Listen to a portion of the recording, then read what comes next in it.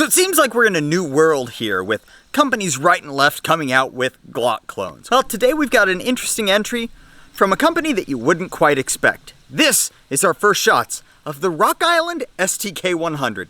Let's get to work.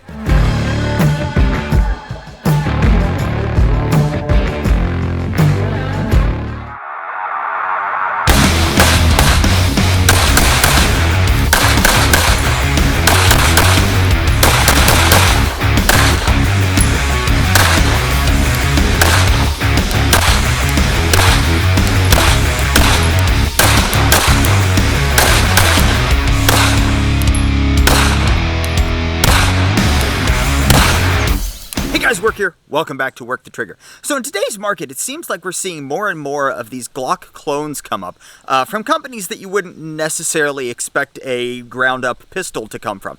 Companies that usually make completely different pistols or have been traditionally in the aftermarket world. Well, Rock Island is no different. Rock Island is actually known for their 1911 style pistols here in the US. They make a super solid government style 1911, and if you've seen on our channel, we've actually got an entire series built around their TAC Ultra line, which is probably one of the best value entry limited USPSA guns that you can get. But today we're talking about the STK100. The STK100 is a Glock Gen 3 clone with quite a few little upgrades, and one extremely interesting feature, and that is this guy has an aluminum frame. The STK100 is a Glock 17 size firearm.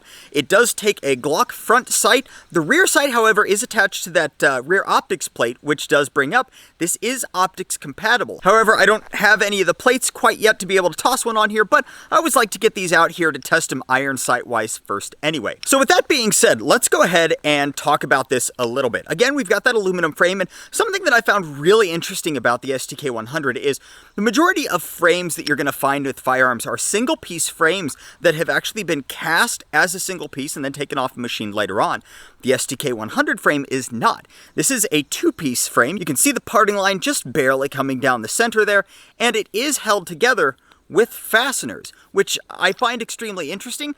It will be interesting to see how this functions over time, to see if we run into an issue with those screws backing out, because that is always an option on these. Firearms are not known for being easy on fasteners. It does come with an extended slide-stop slide release on the left-hand side, a relatively Gen 3 mag release. Not the biggest fan of the mag release. It is small, like a Gen 3, which does make it a little bit difficult to get to, as it is forward a little bit further than my circus midget-sized hands can deal with. One interesting thing that I really like about it is the rear dovetail. It does have a nice big dovetail in the back, which I really like because I tend to get very high grips on guns, and the Gen 3 Glocks especially get really bad slide bite on. A lot of guys, there's actually videos talking about how that's just a thing that you have to get used to with Glock. I think it's a design failure on the part of Glock, but I digress. And they also have what is actually a really nice trigger for a Glock Striker Fire trigger set. I don't know if this is 100% Glock trigger compatible. I don't have a Gen 3 or Gen 4 trigger to be able to toss in here. The only ones I've got are Gen 5s, unfortunately. But I'll say it is significantly better than a stock Gen 3 or Gen 4 or even Gen 5 trigger. Before we get shooting here, let's talk about that trigger pull a little bit. We've got about 3/16 of an inch of take up, then a hard wall, and it's got a little bit of creep in there, but that creep is stiff enough that it does have a relatively nice break. Now that break, I'm estimating to be at around 5 to 6 pounds. It is a serviceable break, but it is not what you would call like a competition break. Not a big deal. It is a hard wall. It is not a rolling trigger, which is what I prefer. I prefer the hard wall, not the rolling trigger. But let's get some rounds through this thing, because I'm done talking. It's hot out here, and I want to shoot some guns. Now, the STK100 does, as you would assume, take Glock magazines. It comes with, unfortunately, a single mag, and that's just this thing that companies are doing nowadays. I understand they're trying to keep prices low, but it's super annoying. Rock Island does it, Ruger does it, and I don't appreciate it on either one. In addition to that, they obviously don't come with OEM mags. They can't really come with Glock OEM mags. They don't come with Pmags. They do come with like the Korean mags. We are going to test all three of them in here, the Korean mags that they come with, Glock OEM mags, and the Magpul mags. So let's go ahead and get our first couple of rounds through the STK100. And very first shot, got a little slide bite, which is something that I've got to be worried about with these. So let's try another one.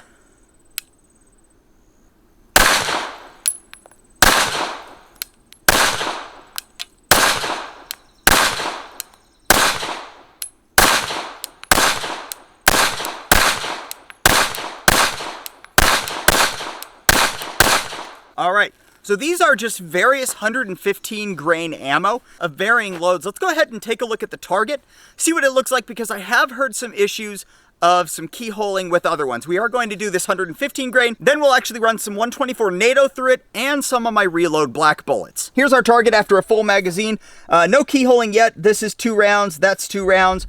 Not really trying to keep a really tight group because, well, I didn't mean to get those two right on top of each other because then it's hard to tell which ones are keyholing. So far, my first shot impressions, it shoots very nice. Recoil is a little bit nicer than you would expect from a Glock, not like super, super nice. It could take a little bit of spring work more than likely to smooth it out a little bit. It's not super jumpy. The beaver tail, although it does help, it's still not high enough on the sides to be able to get your hand completely out of the way. So I did get slide bite on my first shot a little bit. Not too much, didn't break the skin or anything, but I did feel it and have to adjust my grip. The sights on the STK100 are, they're okay. They're well proportioned, but the front has this just single white dot. The back is nice and blacked out. I would like to see a fiber optic up front instead of a white dot, but it is a relatively nice sight setup, especially for stock, and they do seem to be metal. At least the back is metal. The front might be as well. The trigger is really nice. It's actually extremely crisp when you're firing, and the reset is pretty audible and pretty tactile. You can feel that thing. Now, I know there's gonna be some tactical Timmy out there that yells at me, "Don't fire off the reset on your recoil." I know, okay? I know. I shoot a lot. When I'm shooting fast, do you think I sit there and I don't check on the reset. But people want to know what the reset on the trigger is like, so knock it off. Anyway, let's go ahead and run another mag through. This one is going to be a Pmag loaded up to under 17 rounds because Pmags suck to load, and my fingers hurt. And yeah, you can call me a pansy if you want. That's all right. I'll get over it. I'll tell you, it is hard to tell if it's going to get too hot. It's a hot day out here anyway, so black gun, obviously it's going to get a little bit warm. The trigger shoe does seem to be made of aluminum, and we see on like the Archon Type B, where that caused a little bit of heat issues with heat soaked down into the trigger unit. I don't know if we're going to end up getting that on this, and I'm not sure I'm going to be able to tell today just because of the heat of the sun. So let's take another couple of shots through this, and we'll talk about it a little bit more.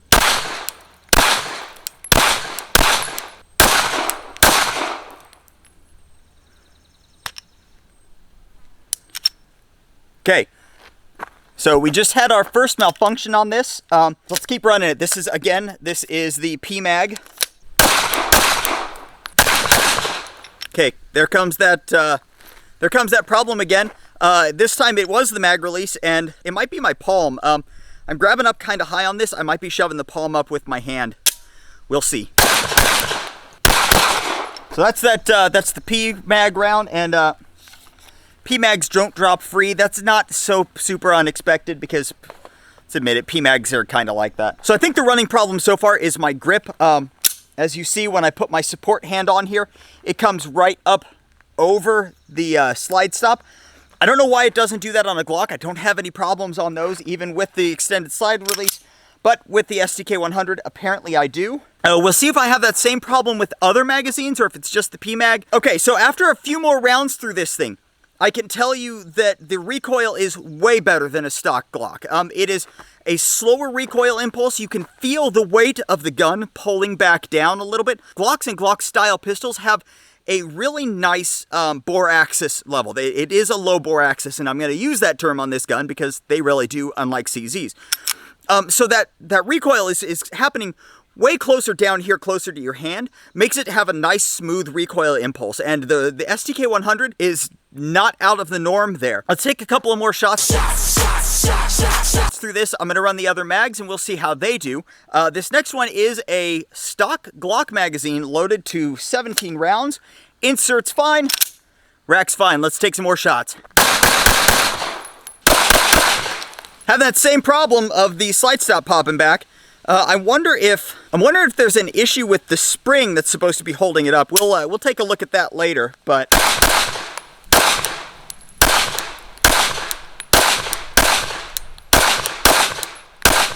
now I will say right now I'm sitting at about 7 yards. I moved up a little bit, and it is shooting about 3 inches low with 115 grain ammo at 7 yards. Let's check out really quick, see what this slide stop slide release is doing.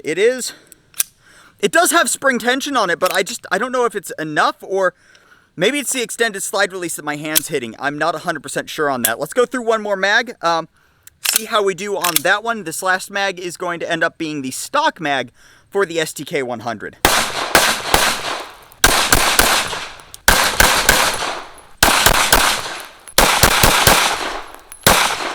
Okay, so that was our first 4 mags through this thing. Let's go ahead and load up some of the other ammo that I brought and see if we're going to get a point of impact, point of aim shift at all. Again, at 7 yards, we're hitting about 2 to 3 inches low, which is not the best.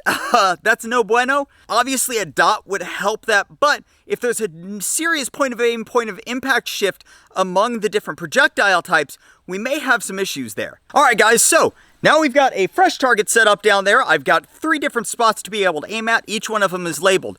We've got my Black Bullet International reloads. Those are low velocity competition loads. We've got 124 grain NATO and my standard 115 practice ammo. So let's go ahead and take some shots at between 7 and 10 yards and see just how these perform for point of aim, point of impact, and the possibility of keyholing. If you guys watch the TAC Ultra series, you'll know that the TAC Ultra doesn't prefer low velocity 147s. So I am interested to see how it does with my 125 black bullets. First up, whatever this is, it is the standard 115 grain. Let's take some shots.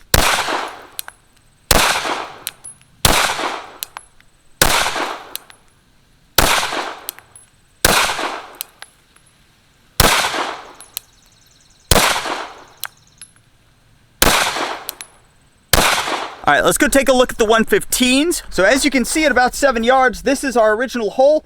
The 115s are all hitting a little bit on the low side. You can see I've got 2 more holes here, one for the 124, one for the blacks, but it is hitting a little bit low. The left is probably me, but they are hitting a little bit low. Let's go ahead and swap over to one of the other ones and see how they fire. All right, this one is the 124 grain NATO spec.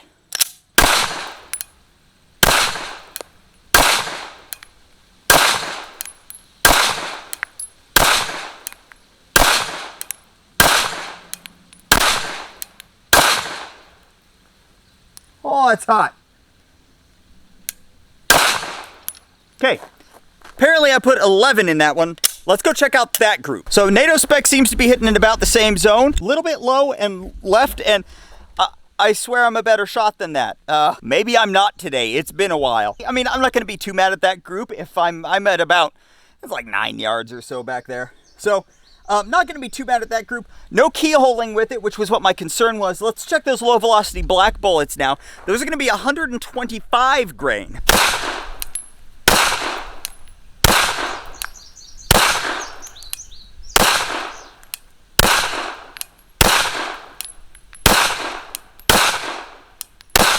All right, let's go take a look at our black bullets group. So here's our black bullets group. We ended up a little bit higher on that one. Not as many low shots as you see with the other 2. I haven't adjusted my aim or my technique at all. I'm shooting exactly the same. So maybe this one does prefer a little bit slower, a little bit heavier. But that point of aim, point of impact is actually about the same for all of them.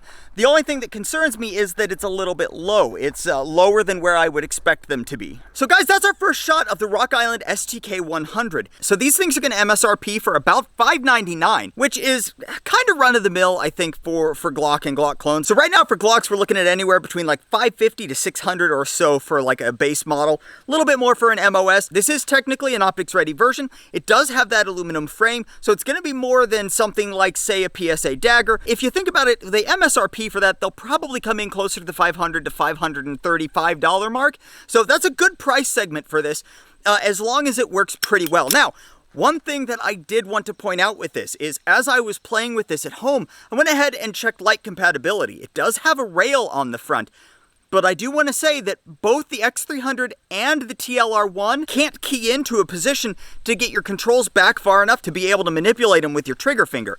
That is a major downside. The reason is, you can see right here, the frame thickens up on the STK100, and it thickens up just far enough forward that both of those lights hit their mounting points on there, and you can't get them back to this back key slot. So that is something to keep in mind with the STK100. It may not be compatible with your particular light. I need to do some playing around with my lights to see if I can get that fixed, but as I got them, they won't fit this gun very well. So thanks guys for watching our first shots of the STK100. If you like this video, do me a favor, go ahead and hit that like button down below. If you like this kind of video and you want to see more of it, do me a favor, hit that subscribe button and the notification bell next to it. If you like the channel and you want to help out a little bit, head over to our website. That's workthetrigger.com. Over there, you're going to find coupon codes, affiliate codes, and you'll find our merch links. All those affiliate codes do feed back into the channel. It's all used on all the stuff that you see on here. Thanks, guys. I appreciate every one of you, and until next time, do your research, get informed, and get to work.